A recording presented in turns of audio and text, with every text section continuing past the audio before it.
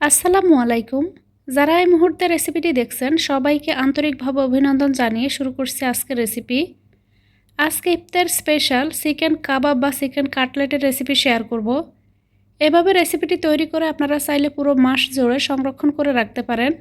সকাল বিকেলের নাস্তায় বা বাচ্চাদের টিফিনও চাইলে আপনারা এভাবে কাবাবগুলোকে বানিয়ে দিতে পারেন। চিকেন কাবাবের এই রেসিপিটি তৈরি করার জন্য এখানে আমি 2 পিস রান্না করা মুরগির মাংস নিয়েছি। তার সঙ্গে নিয়েছি এখানে 4টি সিদ্ধ আলু। আলুগুলোকে খুব ভালোভাবে এখানে ম্যাশ করে নিব। এবার এখানে আমি দিয়ে দিব রান্না করে নেওয়া 2 পিস মুরগির মাংস। মাংসগুলোকে এখানে হাত দিয়ে ছাড়িয়ে নিব। মুরগির মাংস এমনিতেও কিন্তু অনেকটাই নরম থাকে, হাত দিয়ে এভাবে ছাড়িয়ে নিলেই হবে। তো এখানে 2 পিস মুরগির মাংসকে আমি হাত দিয়ে ছাড়িয়ে নিচ্ছি। আপনারা চাইলে কিন্তু এখানে মুরগির মাংসটাকে বাড়িয়ে দিতে পারেন। তো এখানে যে হাড়ের অংশটুকু থাকবে সেটুকুকে আমি এখান থেকে সরিয়ে রাখব। তো এখানে 2 পিস মুরগির মাংসকে আমি এখানে হাত দিয়ে ছাড়িয়ে নিয়েছি। এবার এখানে আমি দিয়ে দিলাম পেঁয়াজ কুচি, কাঁচামরিচ কুচি, স্বাদ মতো লবণ, ভাজা জিরার গুঁড়া,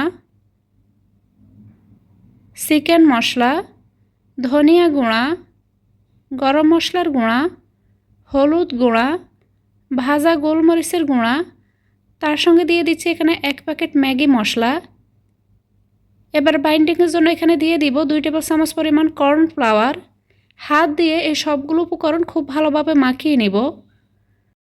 কাবাব বা কাটলেটের এই রেসিপিটি তৈরি করার সময় অবশ্যই এখানে কর্নফ্লাওয়ারটা ব্যবহার করবেন।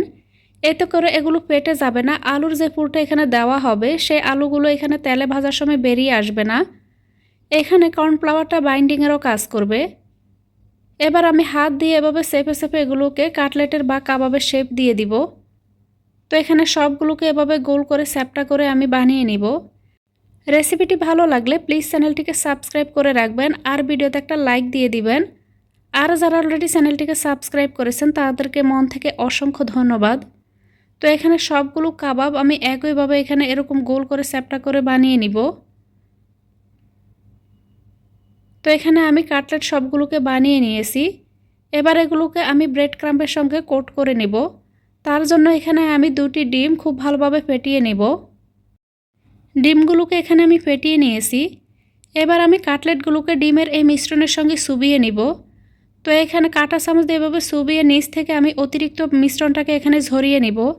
এরপর এখানে ব্রেড ক্রাম্বে খুব ভালোভাবে কোট করে নিব।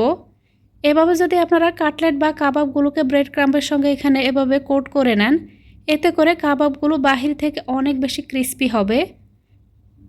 তো এখানে আমি ব্রেড ক্রাম্বের মধ্যে খুব ভালোভাবে এখানে কোট করে নিয়েছি। একইভাবে বাকি সবগুলো কাটলেট আমি রেডি করে নিব। আপনারা চাইলে এভাবে কাটলেটগুলোকে বানিয়ে সারা মাসের জন্য সংরক্ষণ করে রাখতে পারেন। রমজান মাসে ইফতারের জন্য এভাবে একবার বেশি করে কাটলেটগুলোকে বানিয়ে সারা মাসের জন্য আপনারা সংরক্ষণ করে রেখে খেতে পারেন। তো একইভাবে আমি এখানে সবগুলো কাটলেটকে এখানে ব্রেড ক্রাম্বের সঙ্গে এখানে কোট করে রেডি করে নিচ্ছি। তো এখানে সবগুলো কাটলেট বা কাবাব আমি বানিয়ে নিয়েছি। এবার এগুলোকে আমি তেলে ভেজে নিব। আগে থেকে চুলে এখানে কিছুটা তেল গরম করতে দিয়েছি। তেলটাকে এখানে আমি মিডিয়াম গরম করে নিয়েছি। এরপর এখানে কাটলেটগুলোকে ছেড়ে দিব। তো অবশ্যই কিন্তু তেলটাকে এখানে গরম করে নিতে হবে। তেলটা যদি ঠিকঠাক মতো আপনারা গরম করে এরপর এখানে কাটলেট বা কাবাবগুলোকে ছাড়েন, এতে করে নাস্তাগুলো অতিরিক্ত তেল শোষণ করবে না। চুলার আঁচটা মিডিয়ামের কাছাকাছি রেখে আমি এখানে কাটলেটগুলোকে ভেজে নিচ্ছি। তো এখানে পছন্দ মতো কালার আসা পর্যন্ত এগুলোকে আমি ভেজে নিয়েছি। এবার এগুলোকে আমি তেল থেকে তুলে নিব। দেখে নিশ্চয় বুঝতে পারছেন কতটা পারফেক্ট হয়েছে। এভাবে যদি আপনারা বাসাতে কাটলেটগুলোকে বানিয়ে নেন তাহলে আপনাদের এই কাটলেটগুলো কিন্তু একদমই পারফেক্ট হবে। একটিও এখানে ভেঙে যাবে না আর ভিতরে পুরোটা এখানে বেরিয়ে আসবে না। কাটলেটের এই রেসিপিটি আপনাদের কাছে কেমন লেগেছে কমেন্ট করে জানাতে ভুলবেন না। রেসিপিটি ভালো লাগলে অবশ্যই ভিডিওতে একটা লাইক দিয়ে চ্যানেলটি সাবস্ক্রাইব করে রাখবেন। আপনারা চাইলে আমার চ্যানেলটি ভিজিট করে দেখে নিতে পারেন। আমার চ্যানেলে এরকমই বেশ কিছু রমজান স্পেশাল ইফতারের রেসিপি শেয়ার করা আছে। তো এখানে সবগুলো চিকেন কাটলেট আমি বানিয়ে নিয়েছি। একটি এখানে ভেঙে শেয়ার করলাম, দেখতে পাচ্ছেন কতটা পারফেক্ট হয়েছে। আশা করছি আজকের এই সহজ ইফতার রেসিপিটি আপনাদের অনেক ভালো লেগেছে। সবাইকে অনেক ধন্যবাদ জানিয়ে আজকের মতো এখানেই বিদায় নিব।